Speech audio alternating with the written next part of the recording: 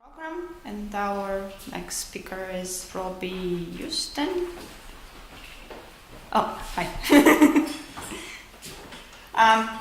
He's gonna talk about structure improvement / structure validation / PDB-REDO. There you go.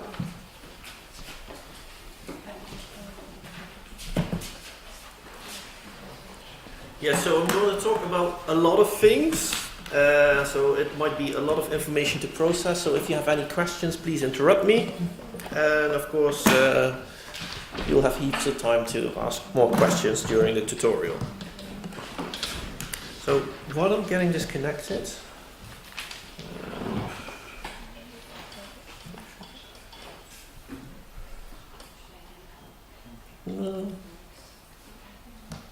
should do something.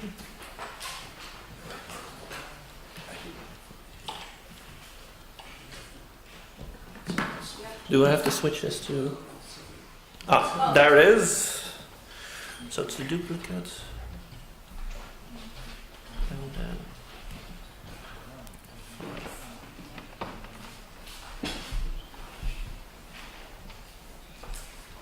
5. Okay, so let's get started. I'm going to talk about model improvement by refinement, but also by validation and sometimes by using PDB-REDO.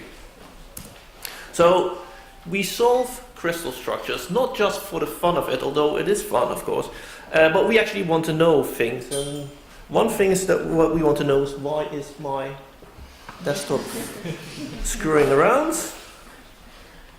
Okay, let's try this differently.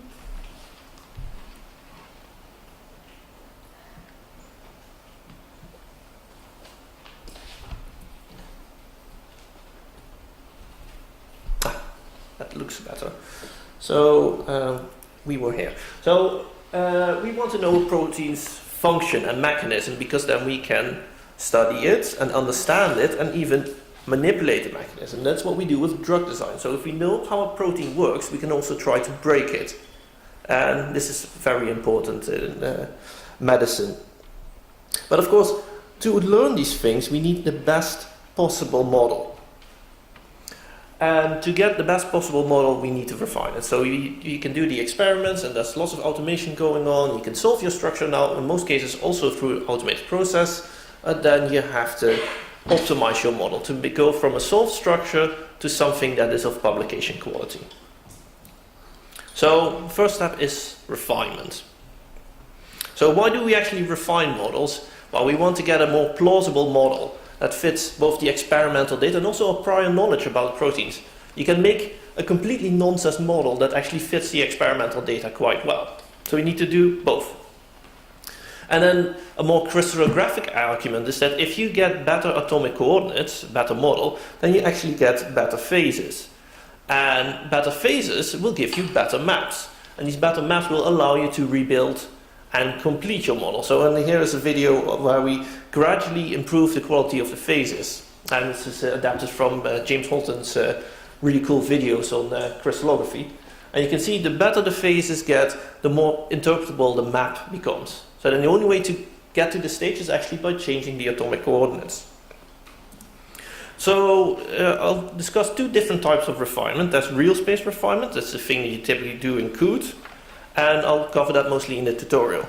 So real space is where the protein and the structure model actually lives, right? Your structure model is a set of coordinates, and your protein is actually a set of atoms. And it uses electron density maps, and you fit local parts of the model. So you don't do a global fitting, but you actually go through your model and do bit by bit.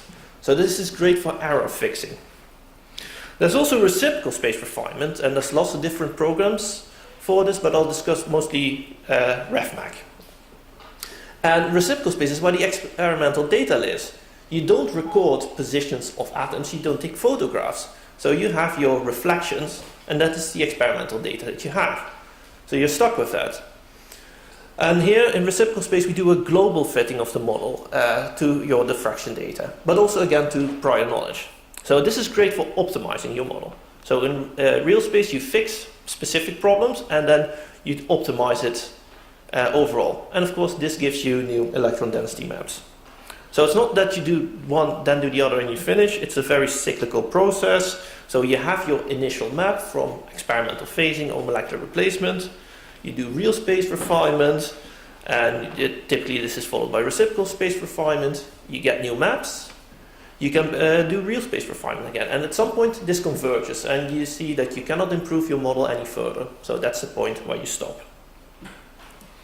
So one thing about diffraction data is it's just not that great. So we already have the problem that we do not have the phases, so we have to use estimates, and this is something that we improve over the process. But we also have noise, so there's hardware limitations, crystals are far from perfect, and of course the atoms move. So there's different sources of noise in your data, so the data itself is not perfect. Another thing is that we actually have a poor data parameter ratio. So you have a certain number of atoms in your model, and you also have a certain number of reflections. And particularly at low resolution, you might actually have fewer reflections than the number of atoms.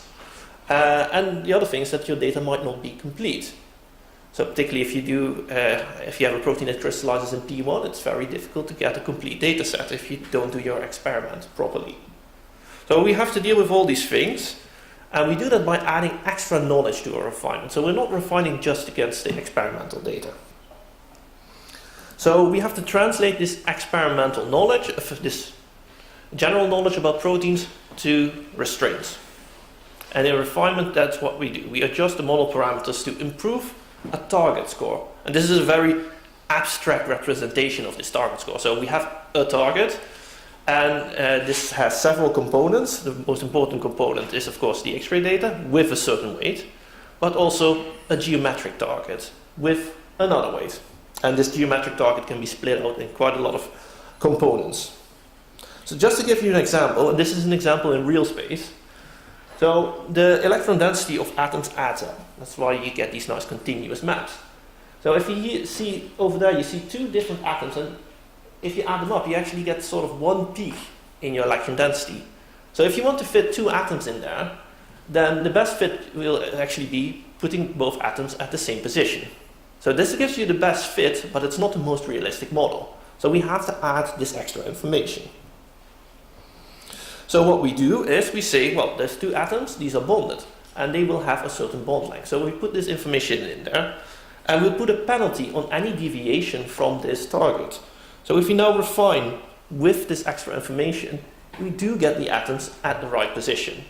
So this is the reason why we need to add this extra information. So now the question is, what do we actually know about proteins that doesn't come from the experimental data? So one thing we do know most of the time, if nothing goes wrong, we know the sequence of that which we crystallize. So we actually know which chemical bonds to expect. Of course, there's disulfide bridges, and if it's the first time that you crystallize a protein, you might not know which things are connected. Obviously, you can wait until you have the model and then predict where the disulfide bridges are, but sometimes from multiple sequence alignments, you can actually predict these things as well. We also know that proteins of similar sequence have similar structure, and this is what you use in molecular replacement. This also applies to non-crystallographic symmetry. If you have several copies of the same protein in your asymmetric unit, they will be very likely be very similar. Not exactly the same, because then you would have crystallographic symmetry, but they will be very similar. We also know, and this is a bit more abstract, that hydrophobic residues tend to sit at the center of your protein. Of course, this is not true for membrane proteins because they work a bit differently, but that means that if you have a lot of hydrophilic residues at the center of your protein, there's probably something wrong with your model. Hopefully this will not happen to you. We also know that proteins form secondary structure elements. If you go to the PDB and you see like one of these diagrams of a structure model and you see hardly any helices or strands, it's typically an indication that it's not a very good model. There are exceptions, of course, but you normally expect helices, strands, and other secondary structure elements. Another thing is that proteins form excellent hydrogen bonds. If a protein is unfolded, it's in solution, it can make all the hydrogen bonds at once. So whenever a protein folds, you actually lose hydrogen bonds. So the only way to compensate for that is to actually get an optimal number of hydrogen bonds. So if you have buried, unsatisfied hydrogen bond donors or acceptors, might be an indication that there's something wrong with your model. Another thing that we know is that nearby atoms move in a similar way. And I'll discuss that later in a bit more detail. So we have all this knowledge, and now we can translate this knowledge into restraints. And let's start with geometric restraints first. So we have the simple geometric restraints, and this is just things that we know from molecular geometry. So we know the bond lengths, we know the bond angles. We also know that of the 20 amino acids, 9 of them actually have planar groups. And it's not just the obvious planar group, but for instance with tryptophan, the C beta is also in the same plane. So that's actually something that we can restrain quite well. We know that atoms have a certain chirality. So here you see 2 threonines, but they have a different hand. That means that one of them is wrong, because we know that threonines always have a specific hand. And I hope that you will be able to figure out which one is the right one and which one is the wrong one. I'm not going to tell. Another thing that we know is that atoms cannot occupy the same space at the same time. So clashes is again something that we can turn into geometric restraints. So all these things we actually know from small molecules. So we have very reliable targets for these values. So we can say that a bond length has to be a certain length with, well, typically for restraints we use 3 decimals. We can also put a large penalty on any deviations, and typically this is a quadratic term. So if your bond becomes a tenth of an angstrom too long, there's actually a severe penalty on that. So in refinement, you try to do everything to get your bond angles in a reasonable state. So these are the strongest restraints that we have in refinement, but there's other things as well. So for instance, if you have non-crystallographic symmetry, you can deal with that, and there's actually a lot of extra information for this. So the type of NCS restraints that you might not see unless you're working with viral capsids is called strict NCS. So what we actually say here is that we have, for instance, 20 copies of the same protein, and we say that they're exactly the same. So it means that you only need to refine one single set of atoms, and the rest is just copies with a certain transformation. So this is something that they use for viral capsid. You can also use it for other things, also for helical structures, for instance. But this is much more common. This is, say you have a tetramer, and all these copies are similar, but they have slightly different packing, so they're not exactly the same.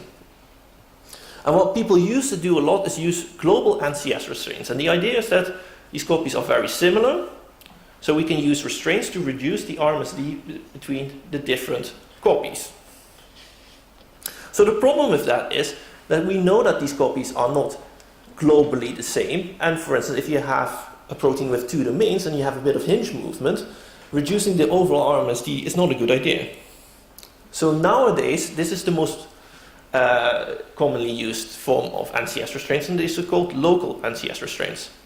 So you only say that your NCS copies are similar at a local point. So here, for instance, on this O gamma of a serine, you don't look at the actual positions of the atoms, but you look at interatomic distances. So you make around every atom an entire network of restraints. And these are a lot of restraints, but they're only local. So your protein is actually allowed to warp a bit. And that means that it's very hard to get the restraints terribly, terribly wrong. And this is very convenient because if you cannot get your restraints really wrong, you can also make them in an automated way. So unlike global NCS, local NCS is something that we can automate. So you can make your life much easier by using these things. And in many programs, this is now the standard. So with NCS restraints, you say that 2 different copies in your asymmetric unit are the same. Of course, you might not actually have NCS, but you might still have very low resolution data. So there's other things you can do. And one of that is called reference model restraints. So the idea is that no matter the resolution of your experimental data, the same protein sequence or similar protein sequence will have a similar structure. So your low resolution structure model is expected to be very similar to your high resolution structure model. So, and this can be used to derive restraints to an external reference model. And this option is there in Phoenix, this option is there in Buster, and this option is there in CCP4, done by the program called ProSmart.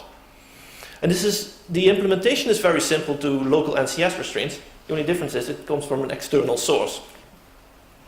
But because we are now looking at two different experiments, it's more likely that there's differences. So there's a more aggressive form of pruning of the restraints in there. So every cycle of refinement, any extreme outlier, is blamed on the restraint, not on your structure model. So the restraint is removed after the cycle of refinement.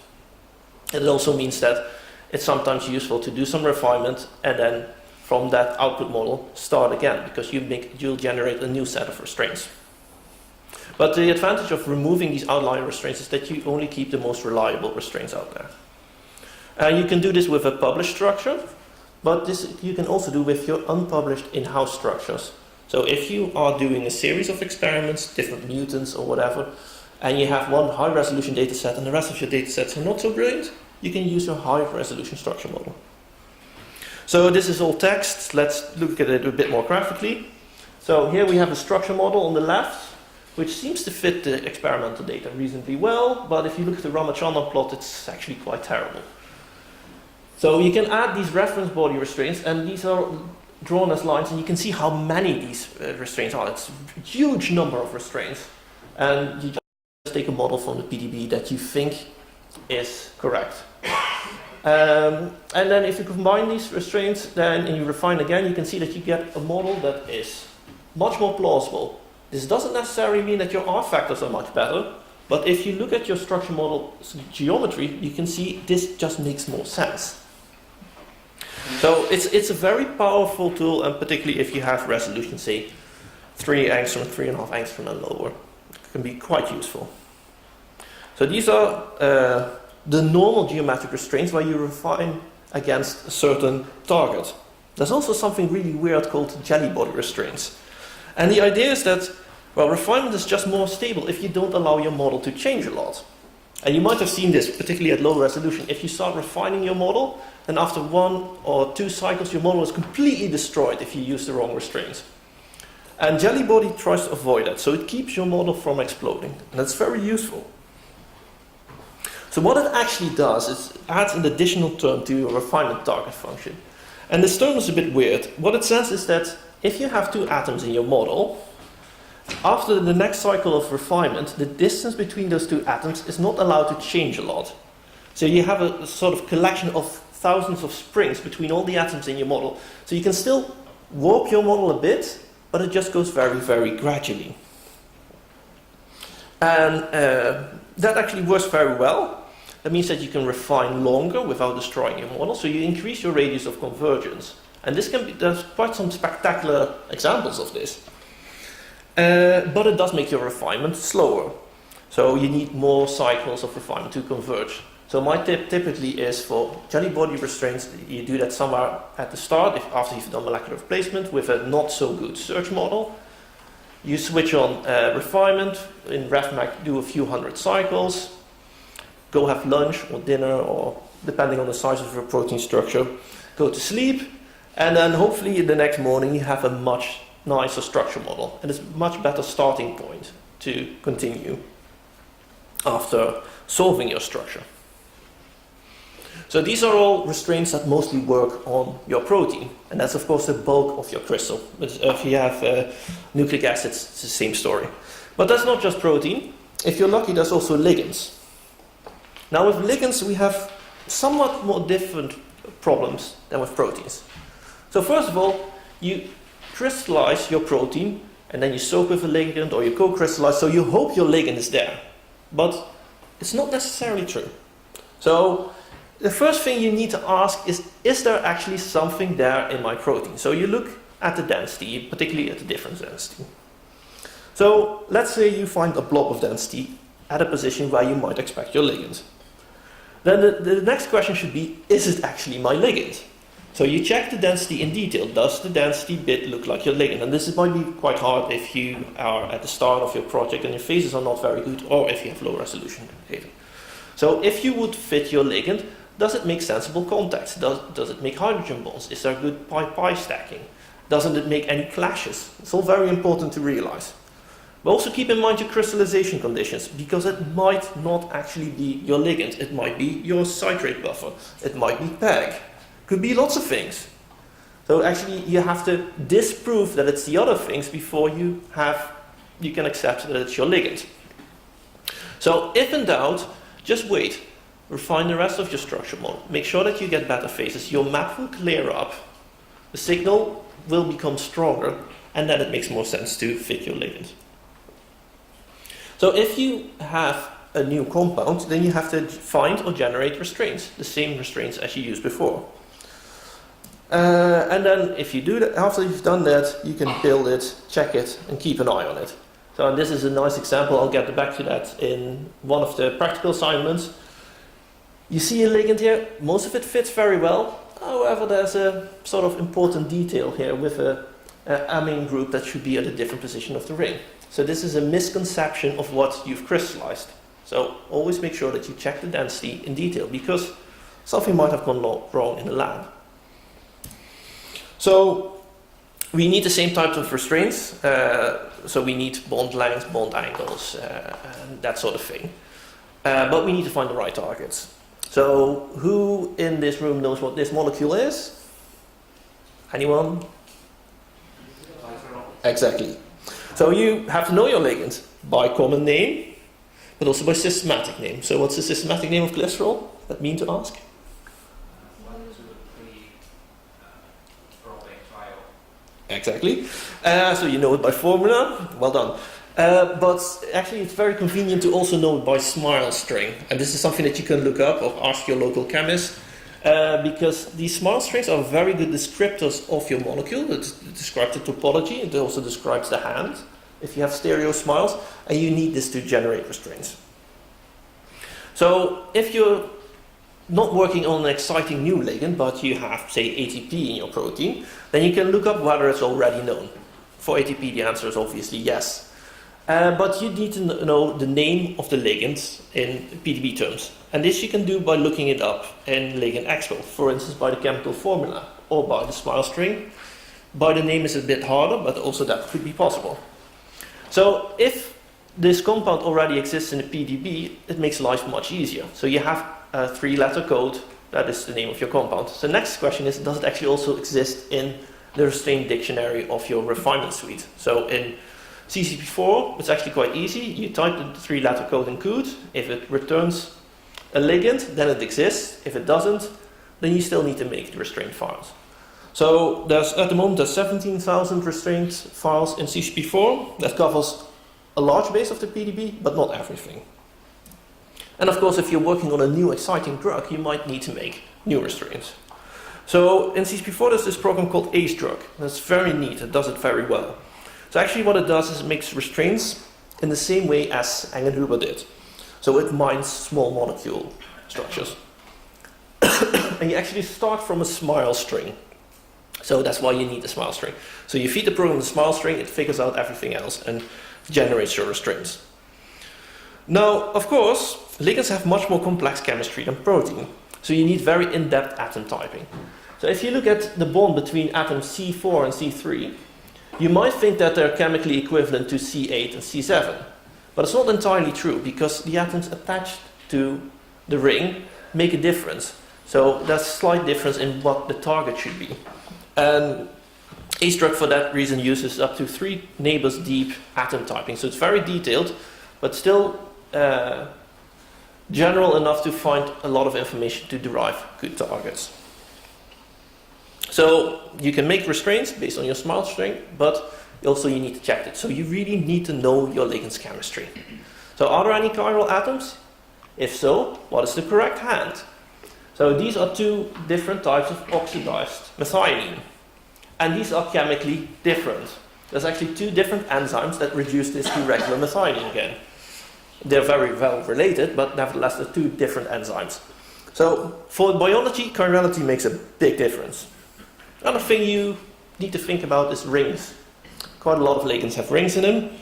And what kind of rings? So systems of aromatic rings are typically flat. Well, tryptophan is a nice example.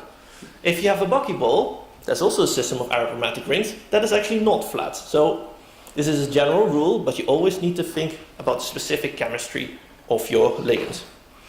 And of course, quite a lot of other ring systems are not flat. For instance, carbohydrates are typically never flat. They are in a chair conformation. So these are things that you need to keep in mind when you refine your model. Does it look chemically plausible? Because if you refine with the wrong restraint, you might get examples like this. So here we have a nice example of using the wrong restraints. This ring, completely flat. It's just not plausible. If you refine it with the right restraints, you get something that actually fits the electron density much better and makes chemically more sense. And I'll get back to this example later. So these are all things that you need to restrain. This is all geometry. There's actually quite a lot of other things in refinement. I won't go through all these things in detail, but I'll give you a few examples. So we've talked about atomic positions, but we also have atomic B factors, and this is actually a description of how the atom moves. So it gives you a sort of positional uncertainty. So we use this as a model for atom movement, but you can model this in different ways. So you can say that all the atoms move exactly in the same way. So this is something that you don't commonly do, but if you have very low resolution data, you're sort of stuck with that. So you say one B factor for all atoms. Very conveniently, because you refine one parameter for your entire model. So it's cheap in terms of data parameter ratio, but it's also not particularly informative. And we actually know that this is not true. Well, what we do more commonly, and this is sort of the standard in all refinement programs, unless you tell them to do anything else, is the individual isotropic B factors. So you say that all the atoms move essentially in a sphere, and different atoms have a different amplitude. So you refine one parameter per atom. So now we can actually add restraints to this, and you can say that atoms connected to each other will move in the same way. If you have a phenyl ring, it's very unlikely that one of the atoms in the ring will move radically from side to side and all the other ones stay perfectly still. So we can restrain it and say that these values should be quite similar. Of course, if you have a lot of experimental data, you can go to a much more fine-tuned, detailed model. And this is what we do with anisotropic B factors. So this gives a directional component to your atom movement. So in the phenylalanine below, we can actually see that the atoms move more in this direction than in that direction. So we know a bit more. And particularly around your active site, this can be very valuable information. But to describe ellipsoid, you actually need 6 parameters. So you make a much more detailed model. Of course, we can compensate a bit for that with restraints. So we can add sphericity restraints. So we can say, well, it is anisotropic, but should still be somewhat close to a sphere. We can also say that we can still have restraints on the magnitude, but also on the direction. 2 bonded atoms are also likely to move in the same direction, not in completely opposite directions, because that would warp the molecule a lot, and that costs a hell of a lot of energy. So that's unlikely. So anisotropic B factors are fun if you can do them. If you have very good data, then I would highly recommend it. But in many cases, you don't have enough data. There is sort of a workaround to that, and this is called TLS. So the idea is that you describe anisotropic movement of groups of atoms. So instead of refining every atom anisotropically individually, you can do this for entire domains. For instance, if you have a protein that has a hinge and has 2 domains, then you can expect, that they move a bit like this. Then you can treat this as 2 different TLS domains, because you know that they don't move isotropically, but they actually do move anisotropically. So this only takes 20 parameters per group, 6 for the translation, 6 for the libration, and 8 for the screw rotation. And this is refined actually separate from all the other model parameters, so separate from the atomic positions and the now residual B factors. So it's a layer of information on your model, and you can treat it as such for structure analysis as well. So the problem with TLS is that you actually have to chop up your structure into different domains. And you can do that in several ways. So the very convenient way is the TLSMD web server, where you feed a model with refined B factors, and it then actually does a sort of fitting, and it divides your model into different numbers of groups. Quite convenient. You can also just use your structural instinct or common sense. If you have a protein with 2 well-defined domains, makes sense to split it up there. Actually, one group per chain already works, but not all the time. So this is a Fab antibody fragment, and if you do one group per chain, then you have one on the light chain and one on the heavy chain. And this is a bit counterintuitive.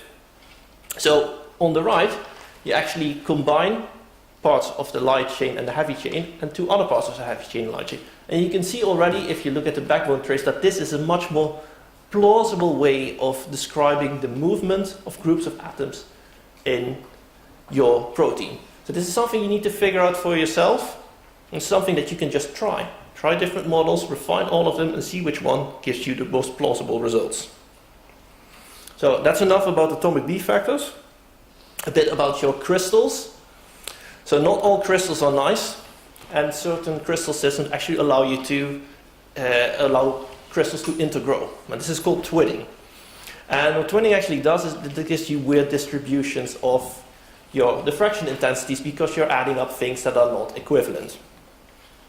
So this used to be a huge problem with data, and it can still be a huge problem, but in most cases you can now just deal with it in refinement programs. So you can tell your refinement program, saying for RefMath, in the case of RefMath, I have this data in this particular space group and I expect it to be twinned. Then RefMath will try to find all the possible twinning operations and then figure out which one actually apply to your data. And if none of them do, all these twin things are rejected. So it is a very convenient way of dealing with a problem that is not entirely rare. About 1.5% of all data sets currently in the PDB are twins. And this fraction is going up a bit because people used to throw away data sets that were twinned. But a word of warning. You can only use a twin refinement target if your data are actually twinned. And the annoying thing is that if your data are not twinned, so that's the lower left corner, but you model your data as twinned, you actually get lower R factors. So that means that if you apply a twin setting in refinement and you get lower R factors, that by itself is not a proof that your data are twinned. So you have to use the proper twinning tests. And very conveniently, there's a function in Phaser that does this in a very neat way for you. But RefMath itself will also give you a warning, because treating your data as twinned can actually hide other problems, such as problems with your space group. So really, you can do this, it's very useful, but only do it if your data actually shows it. Another option in refinement is refinement against anomalous data directly. Nowadays you can do this a lot because it gives you extra information. So for instance, you can use this to estimate the occupancies of your anomalous scattering atoms. So this is what you do in substructure refinement, and I don't know if that was discussed at all. Okay, well, in experimental phasing this becomes very important, but let's keep it at that. But actually it also gives you anomalous difference maps, which are easy to detect and identify heavy atoms. So that's something that you heard in the previous talk as well. So here you see that there's two huge peaks in the anomalous difference map, and these are two copper atoms. So it's very nice to identify things. It's also very useful for ligand validation. If you have a ligand with, say, bromine in it or iodine, having an anomalous difference map peak in your binding site is a very good indication that your ligand is actually there. And it makes much more compelling argument if you're trying to publish these results. Also works the other way around. If I now have to referee a paper with a ligand, a brominated ligand in the binding site, and there's no anomalous peak, then I find this very suspicious. So really, it's easy to get this data, it's just processing it a bit different, but it can be very useful. Another thing that you can do is occupancy refinement. Once again, this is very useful for ligands, particularly if you do fragment screenings. The fragments don't necessarily bind very well, so they're not typically there at 100% occupancy. You can actually refine this. Also, if you have, for instance, near your active site, alternate conformations, then you can do correlated occupancy refinement. So your side chain has two different conformations. You know that these conformations add up to 1, so you can put a restraint on that, but you can then still refine the occupancies. And you can do quite complex sets of correlated occupancies in RefMech. Also Shellix is very good at this. Well, there's many more options for refinements, and you can do all sorts of refinement experiments to analyze your data, but I think you've heard enough about this. So let's move to the next step about trying to make good structure models. And this is validation. So what you do with validation is actually you check the validity, but also the value of your model. A 1.2 angstrom structure model can be quite valid, and it can have a good fit with the data, and it can be very useful. A 3 angstrom structure model can still be perfectly correct, but you might not want to try to get too much mechanistic information from such a structure model. So it might still be perfectly valid, but it might not have the value you want. So always keep in mind that you want to answer a certain scientific question, and you need to check whether your model is suited to answer this particular scientific question. So there's many different software tools for validation, and that means that you have to make a choice, or you have to be patient and use all of them. So for general purpose validation, there's WhatCheck, which is very nice. It checks a lot, but it's also not particularly user-friendly. There's Molprobity, that is incredibly user-friendly, but it checks fewer things. But it's very useful, and it's sort of the de facto standard nowadays. There's also the PDB validation server. And actually, this is what your model goes through when you deposit it at the PDB. So it might be useful to run your model through that. So there's also special purpose validation programs that focus on other things than your protein. For instance, PDB-CARE is a validation program for carbohydrates. And there's also Privateer that also checks carbohydrates in a different way. There's Check My Metal, which is very good for checking the coordination of a metal atom after you've modeled it. So this is one thing that you need to keep in mind. These tools may check the same thing in a different way. It also means that you might get different results. So validation itself is not a substitute for common sense. You do get false positives. You might get conflicting results between different validation programs, or between what your validation program says and what your electron density says. And not all problems in structure models are detected explicitly. So if you, for instance, got your sequence wrong and you accidentally introduced a mutant, there's not a single validation program that will tell you that. That's something that you need to figure out by yourself. So validation, very useful. Do it, but keep an open mind. Quite a lot of things that we validate are actually the same things that we restrain against. So if you restrain against, if you have restraints for bond length and bond angles, and you still have outliers, that means that there's something wrong with your structure model. So for instance, here we have a very long bond to an ox, and it's, this is actually a structure from the PDB. This is no joke. And it's 3.32 angstrom long. So this is, well, we know that this bond is too long, but how bad is it? So we can say, well, it's 2.1 angstrom too long, or thereabouts, but what does that actually mean? Right? You need to put this in the context of your expected standard deviation. So instead of saying that it's 2 angstrom too long, you can also say, well, it's so many sigmas wrong, and in this case it's 105 sigma, so this is insanely significant. Well, this is true for individual cases, but also if you combine all your bonds. So don't express these as RMSD. What you see, this is what people do a lot, and this is also what you see in many table 1s, but express this as RMSZ, because this makes more sense, because otherwise you're comparing apples and oranges. The bonds between two atoms in the phenyl ring of phenylalanine, the variation is obviously different than between the C alpha and the backbone nitrogen. So use these RMSZs, and then you also have a well-defined target, which is always a point of discussion. As long as your RMSZ is below 1, it's perfectly fine. And the rest is something that you just need to optimize. So if for any reason your RMSZ is higher than 1, it actually means that you just have to use tighter restraints and refinements. So these are the typical standard geometric restraints. You can also look at backbone torsion angles, and the good thing is that we actually don't restrain against these normally in reciprocal space. some programs actually allow you to do that, but I would highly recommend that you don't, because this is a very important and very powerful validation metric. So don't screw around too much with your Ramachandran plot. So what we do is we look at the fired triangles, and you're probably already familiar with this, and we compare this to the whole PDB, or a subset of the PDB. And this subset can be residue specific, for instance. And there's quite different implementations. On the one hand, you have more probity in Qt that uses sort of three-tier model. So either your residue has a perfectly fine preferred conformation, it's so-so, or it's a serious outlier. So this is a very good way of finding specific problems in your structure model. But you also want to see whether your structure model gets better during refinement.